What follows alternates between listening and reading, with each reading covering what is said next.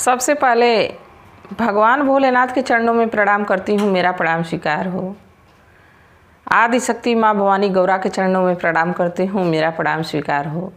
सभी देवी देवताओं के चरणों में प्रणाम करती हूँ, मेरा प्रणाम स्वीकार हो। आप सभी गुरु भाई गुरु बहनों के चरणों में प्रणाम करती हूँ, मेरा प्रणाम स्वीकार हो।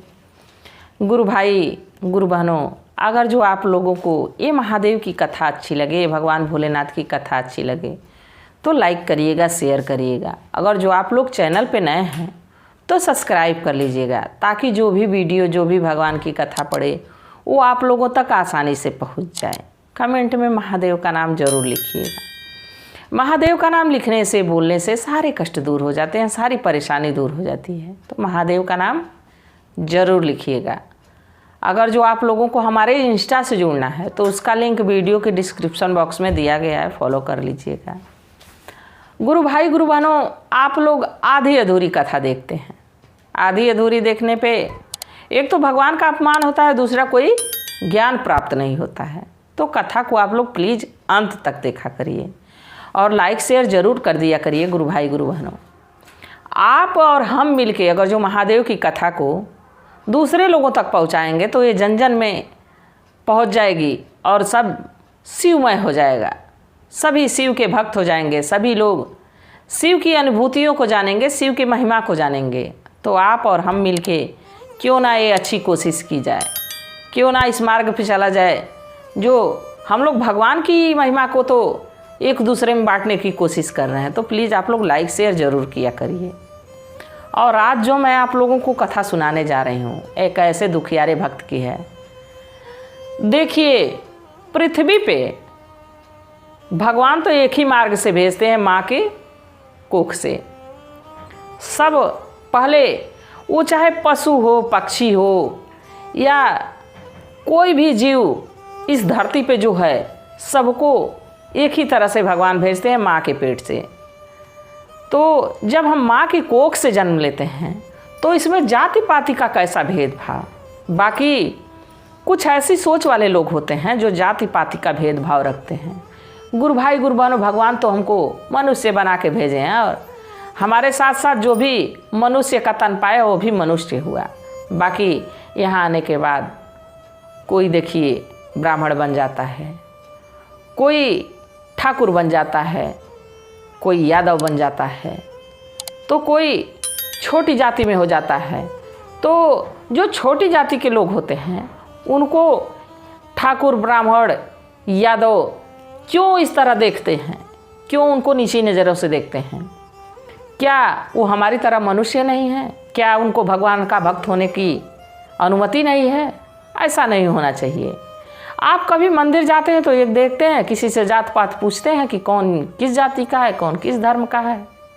वहाँ तो सभी एक समान होते हैं, चाहे वो अमीर हो और चाहे वो गरीब हो, चाहे वो एक भिखारी हो या एक पुजारी हो। सारे लोग तो समान दर्जा से, समान रूप से भगवान के यहाँ पहुँचते हैं।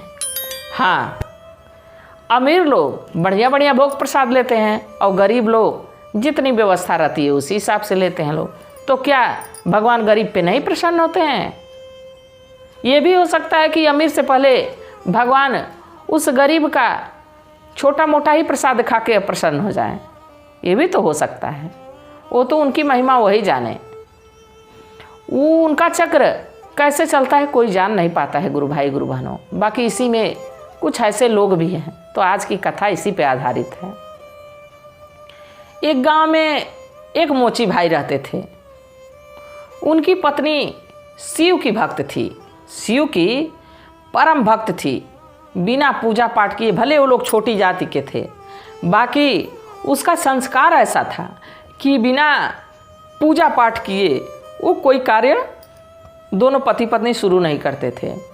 मोची भाई सुबह उठते, अपना नहाते धोते, भगवान की पूजा आराधना करते, तभी अपनी दुकान पे जाते।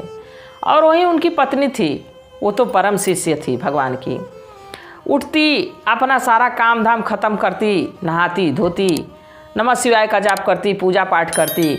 और गुरु भाई गुरु बहनों, देखिए वक्त और लोगों की सोच कैसे लोगों पे भारी पड़ जाती है। उसको जब भी समय मिलता तो उसका भी मन होता कि मैं भी शिव चर्चा में जाऊं। और उसके गांव में या तो आस पड़ोस में होता या तो मंदिर में होता, तो आस पड़ोस के लोग तो उसको छोटी जाति जान के बुलाते नहीं थे। बाकी मंदिर में कोई रोक भी नहीं सकता था, वो मंदिर में चली जाती थी। तो कुछ गुरु भाई गुरु बहन बहुत भेदभाव करते थे उससे कि देखो छोटी जात की है, मंदिर में आके सबको छू देती है, अछूत सबको बना देती है। यही गुरु भाई गुरु बहन सोचते थे। अब है हमेशा ऐसा ही वो सुनने को उसको मिलता था, बाकी वो उस बात को नज़रअंदाज कर देती थी। देखिए वो व्यक्ति अच्छा नहीं होता है जिसको सब कुछ अच्छा मिल जाए। कोई सोचता है ना कि हमको सब कुछ अच्छा मिल जाए। व्यक्ति वो प्रसन्न रहता है, वो खुश रहता है जो किसी भी चीज़ को अच्छा बना लेता है। जैसे मान लीजिए कि खाने की ही बात ले लीजिए, अगर जो खाने में किसी को मोटा चावल दे दिया जाए, किसी को महीन चावल दे दिया जाए, तो चावल तो दोनों बनेगा, दोनों पकेगा। अगर जो खूब बढ़िया से बीन बना के खूब बढ़िया से धुल के और अगर जो चावल पका जाए मोटे चावल का, तो वो भी तो चावल हुआ। ऐसा थोड़े ना कि वो चावल नहीं पकेगा, वो कुछ और पक जाएगा, महीन चावल है जो वो खीर बन जाएगा, ऐसा नहीं है। वैसे ही मनुष्य की सोच होती है। अब सभी लोग उसको कुछ ना कुछ कोसा करते थे। बाकी वो ऐसी व्यक्ति थी कि उस बातों पे ध्यान ही नहीं देती थी। उसका ध्यान तो बस गुरु के चरणों में लगा रहता था, भगवान के चरणों में लगा रहता था कि हे गुरुवर, जो दिए हैं वो सब कुछ बहुत अच्छा दिए हैं, हमारे जीवन में ऐसे ही सब कुछ चलता रहे। अब इसी तरह समय बीतता रहा। तो हमेशा तो गुरु बहना उसको टोका टोकी किया ही करती थी। एक दिन उसके मन में इच्छा हुई, अपने पति से कही कि मैं चाह रही हूँ कि हमारे घर भी शिव चर्चा हो। जब ये बात अपने पति से कही तो उसका पति बड़ा प्रसन्न हुआ। कहा कि हाँ, मैं दुकान से अपने पैसा कुछ जोड़ के रखा हूँ, तुम शिव चर्चा कराओ। बाकी हमारे यहाँ शिव चर्चा में आएगा कौन? हम तो छोटी जाति के ठहरे और इस गांव में मात्र हमारा एक ही घर है, हम लोग छोटी जाति के हैं, हमारे घर आएगा कौन? तो मोची की पत्नी कहें कि ऐसा है कि हम सब गुरु भाई गुरु बहना से कहेंगे, सभी लोग आएंगे, क्यों नहीं आएंगे? सबके घरों में होती है तो सब जाते हैं। आप बस प्रसाद की व्यवस्था करिए, भगवान के फूल बेलपत्र की व्यवस्था करिए, शिव चर्चा तो होगा ही। अब वो मन में ठान ली थी कि हमारे यहाँ शिव चर्चा होगा। गुरु भाई गुरु बहनों, जिस दिन मंदिर पे शिव चर्चा होता था उस दिन वो मोची की पत्नी वहाँ गई। और जब शिव चर्चा शुरू हुआ और शिव चर्चा हुआ भी, और जब विराम हुआ शिव चर्चा का, आरती पूजा हो गया, तो प्रसाद बंटने लगी। जब प्रसाद बंटने लगी तो गुरु बहना सारी गुरु बहना से कहीं कि ऐसा है गुरु बहना कि हमारे यहाँ कल शिव चर्चा है और सभी लोग हमारे घर चलिएगा, भगवान का आसन लगाइएगा, भगवान का भक्ति भाव होगा, भगवान की चर्चा होगी। तो अब सभी गुरु बहना सोचने लगी कि ये छोटी जात की है, कौन इसके घर जाएगा, कौन इसका प्रसाद खाएगा। अब यही सारे लोग सोच के कुछ बोले नहीं, पर उसको विश्वास था कि गुरु बहना जरूर हमारे यहाँ आएंगी।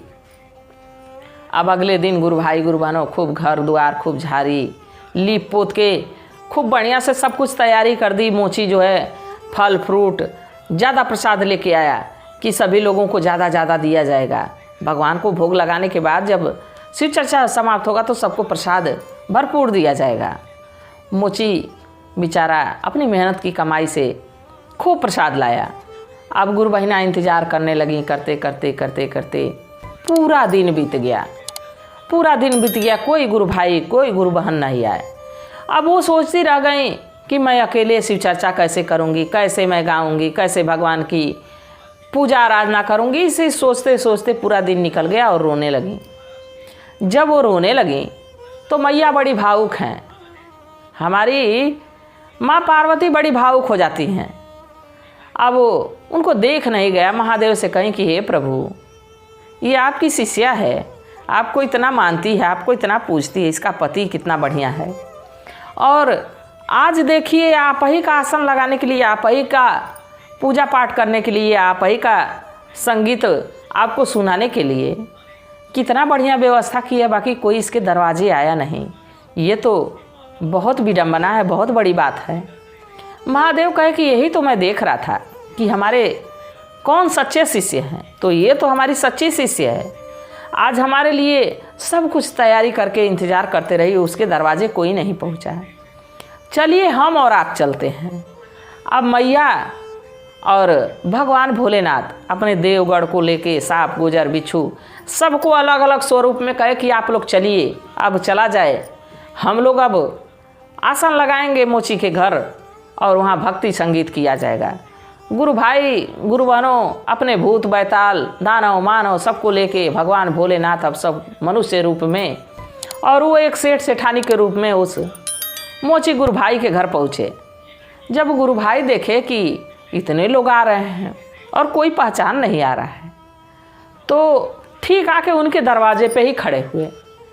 तो वो गुरु बहिना कहीं कि ऐसा है कि मैं तो शिव चर्चा आज कराने वाली थी, बाकी हमारे दरवाजे कोई आया नहीं।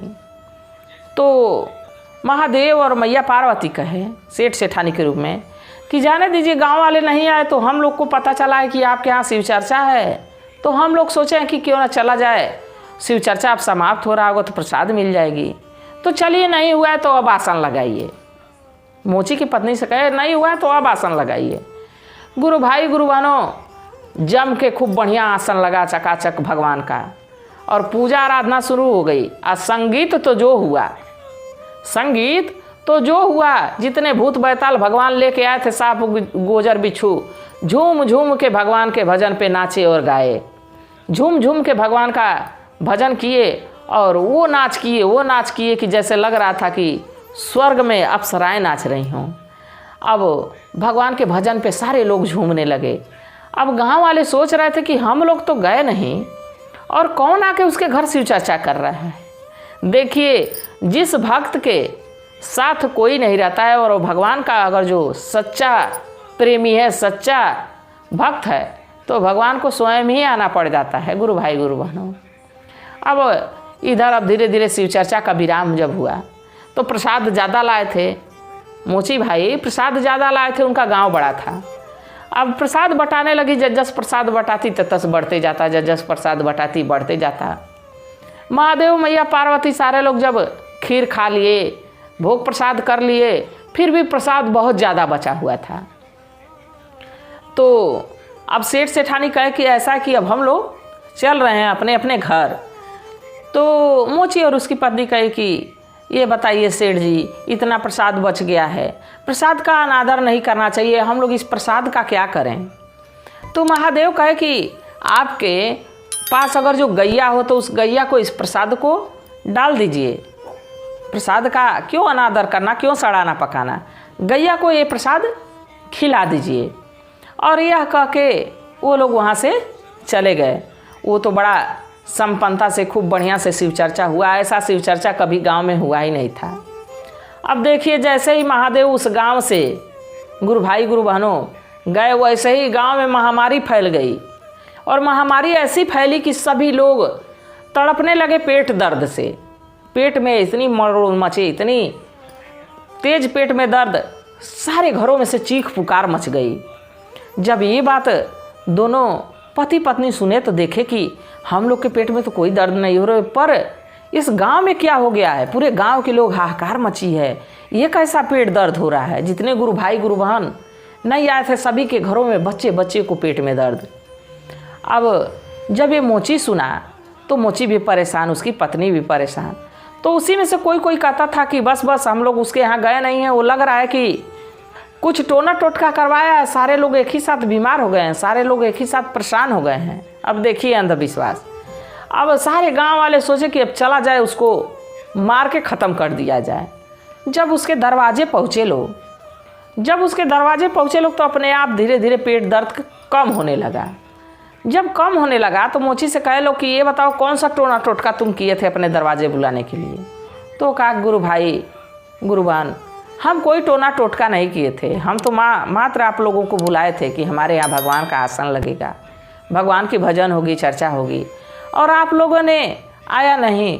जाने दीजिए, आप लोग नहीं आए, फिर भी हमारे यहाँ दूसरे गांव से लोग आए थे, उससे चर्चा हुआ है, आप लोग भी प्रसाद ले लीजिए। तो उसी में से कोई कहने लगा कि नहीं नहीं, ये छोटी जात का प्रसाद कैसे लेंगे। तो उसी में से एक गुरु बहिना कहें कि अरे ये सब महादेव का प्रकोप है, कम से कम प्रसाद है तो ले लो। और वो मोची और उसकी पत्नी थोड़ा थोड़ा सबको प्रसाद लगे बांटने। जब प्रसाद को बांटने लगे, जैसे प्रसाद खाए सबका पेट दर्द खत्म हो गया। तो सारे लोग मान गए कि ये जरूर महादेव के तरफ से इशारा था कि हम लोग इसके दरवाजे। सारे लोग मोची से लगे माफ़ी मांगने। मोची कहा कि मुझसे माफ़ी मांग के क्या करोगे गुरु भाई गुरु बहनों, अगर जो माफ़ी मांगना है तो महादेव से मांगो। महादेव वही माफ़ करने वाले होते हैं, हम कौन होते हैं माफ़ करने वाले। तो सभी लोग मिल के महादेव से माफ़ी मांगे और प्रण किए कि आज से हमारे बीच कोई जाति पाति का भेदभाव नहीं रहेगा। हे प्रभु हमको क्षमा कर दीजिए। तो गुरु भाई गुरु बहनों, देखिए जाति पाति का भेदभाव शिव के घर में नहीं है। शिव के घर में देखिए देवता, मानव, दानव, सांप, गोजर, बिच्छू, मोर, चूहा, सारे लोगों का स्थान है। कोई किसी से ना छोटा है ना कोई किसी से बड़ा है। तो वैसे ही इस पृथ्वी पे जैसे उनके घर में सिंह रहता है माता जी का, भगवान का बैल रहता है, भगवान का सांप रहता है तो कार्तिकेय का मोर रहता है, भगवान का सांप रहता है तो गणेश भगवान का चूहा रहता है, अब कान में बिच्छू रहता है उनके। सारे लोग एक साथ जब रह रहे हैं तो वैसे ही हमारे धरती पे जाति पाति है।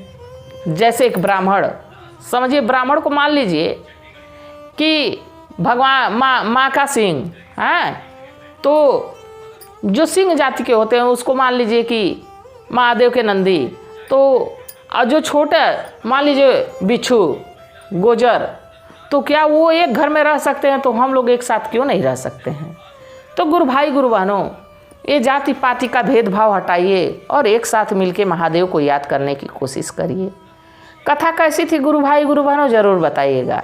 और मैं भी महादेव से प्रार्थना करती हूँ कि हे भोलेनाथ, हे शिव गुरु, अनजाने में भी अगर जो कोई पाप हो गया हो तो उसको क्षमा करिएगा और सभी गुरु भाई गुरु बहनों पे अपनी दया दृष्टि बनाए रखिएगा। इसी कामना के साथ हर हर महादेव।